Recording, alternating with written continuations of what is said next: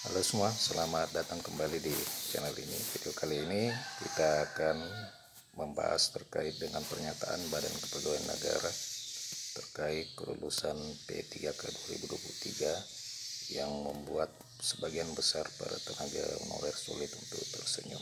Apa saja kelima pernyataan dari BKN ini? Silakan ditonton secara lengkap agar rekan-rekan sekalian bisa menerima informasi ini secara utuh dan menyeluruh. Rekan-rekan Badan Kepegawaian Negara selaku Panitia Seleksi Nasional Calon Aparatur Sipil Negara memutuskan memperpanjang masa pengumuman pada tahapan seleksi P3K 2023. Perpanjangan pengumuman itu ditujukan kepada formasi teknis, formasi tenaga kesehatan maupun formasi guru. Sebelumnya sesuai dengan jadwal yang telah ditetapkan oleh Panselnas Calon Aparatur Sipil Negara tahun 2023, pengumuman kelulusan P3K 2023 itu dilakukan pada tanggal 6 hingga dengan 15 Desember 2023. Namun hingga saat ini masih banyak instansi yang belum merilis pengumuman terkait dengan seleksi P3K 2023 ini.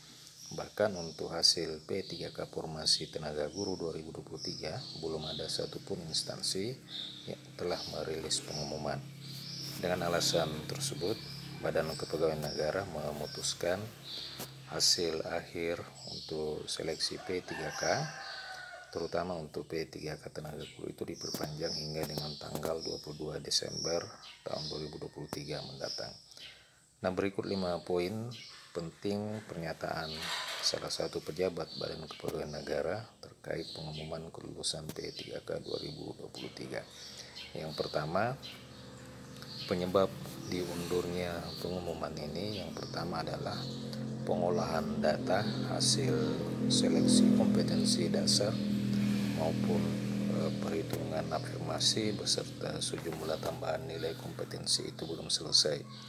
Itu yang dikatakan oleh Deputi Bidang Sistem Informasi Kepegawaian Badan Kepegawaian Negara, Bapak Suarmen, yang memastikan bahwa 22 Desember tahun 2023 merupakan tenggat waktu pengumuman hasil seleksi P3K 2023. Jadi salah satu penyebabnya oleh karena memang pengolahan data hasil seleksi itu belum selesai dilakukan oleh beberapa instansi, khususnya bagi para tenaga honorer untuk formasi jabatan tenaga guru. Dan mundurnya pengumuman ini menurutnya itu karena diperlukan dan dianggap penting untuk dilakukan konfirmasi dan klarifikasi terhadap beberapa elemen data, mulai dari hasil seleksi manajerial dan sosiokultural bagi peserta pelamar P1 untuk jabatan guru, hasil seleksi kompetensi teknis tambahan, hingga pemberian afirmasi sertifikat pendidik khusus bagi formasi tenaga guru. Deputi Suharmen pun menjelaskan untuk guru P1 hasil seleksi P3K 2021 dilakukan melalui sistem ujian nasional berbasis komputer yang diselenggarakan oleh Kementerian Pendidikan, Kebudayaan, Riset, dan Teknologi.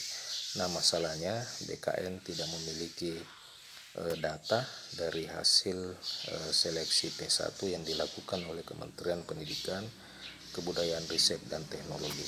Jadi memang untuk BKN ternyata untuk hasil seleksi P1 ini akan dikelola terlebih dahulu oleh Badan Kepegawaian Negara.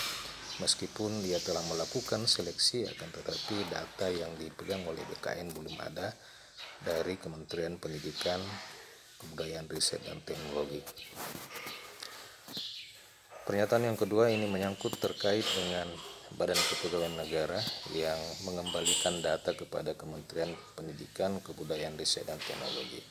Deputi Sistem Informasi Kepegawaian ini menjelaskan bahwa substansi seleksi P3K itu terdiri dari manajerial, sosiokultural, teknis, dan wawancara. Seharusnya masing-masing bagian tersebut ada nilainya tersendiri.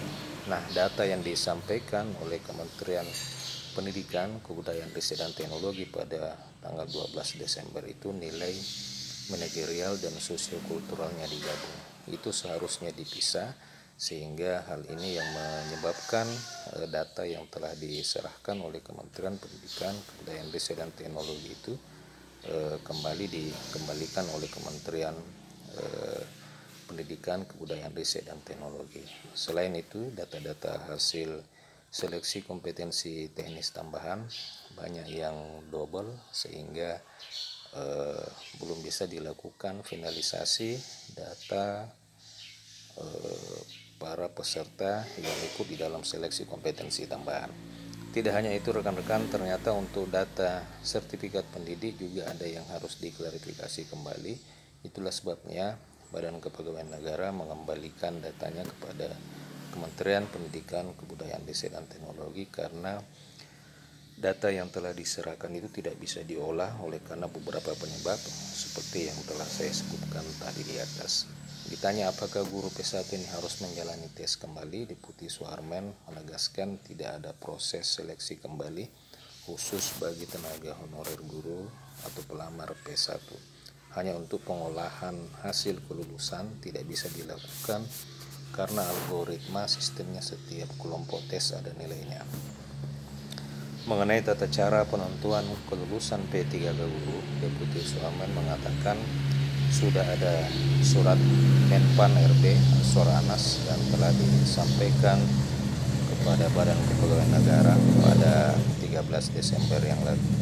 Jadi untuk penentuan kelulusan sepenuhnya mengacu kepada surat Menpan RB dan ini dijadikan acuan bagi Badan Kepegawaian Negara untuk menentukan kelulusan khusus untuk P3K tenaga guru. Nah, berdasarkan hal ini dapat diketahui terkait dengan afirmasi sertifikat pendidik yang beberapa waktu yang lalu pihak dari Kemenpan mengatakan bahwa afirmasi serdik itu tidak diberlakukan bagi honorer P1, P2 dan P3 akan tetapi hanya diberlakukan pada pelamar P4.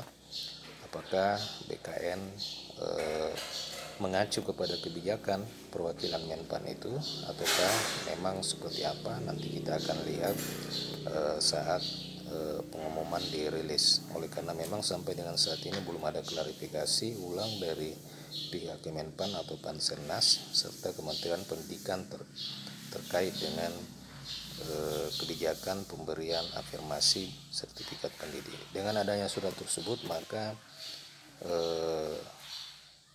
BKN baru saja bisa menyusun algoritma di sistem pengolahannya mengacu kepada surat yang diserahkan oleh Menpan RB.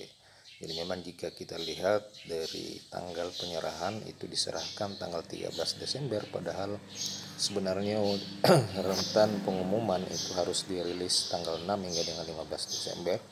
Akan tetapi surat penentuan kelulusan untuk P3K guru baru diserahkan pada tanggal 13 Desember. Jadi memang ini waktu yang sangat kasib dan memang agak lambat dan sangat cepat jika harus diumumkan pada tanggal 15 Desember 2023.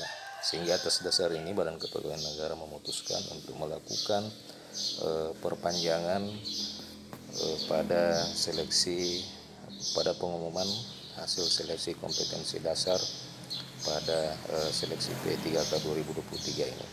Kalau tidak ada surat itu, maka Deputi Suharmen pun tidak ada dasar hukum untuk penentuan kelulusan P3K 2023. Jadi memang sangat membingungkan, oleh karena memang BKN masih harus menunggu surat dari Kemenpan pada tanggal 13 Desember untuk menentukan kelulusan P3K guru tahun 2023. Nah rekan-rekan, untuk poin ketiga, 4, dan 5 itu nanti saya akan bahas di video saya selanjutnya. Silakan ditonton kembali di video saya selanjutnya karena di video tersebut saya akan membahas terkait dengan ketiga alasan ya terkait dengan pengumuman seleksi P3K guru tahun 2023.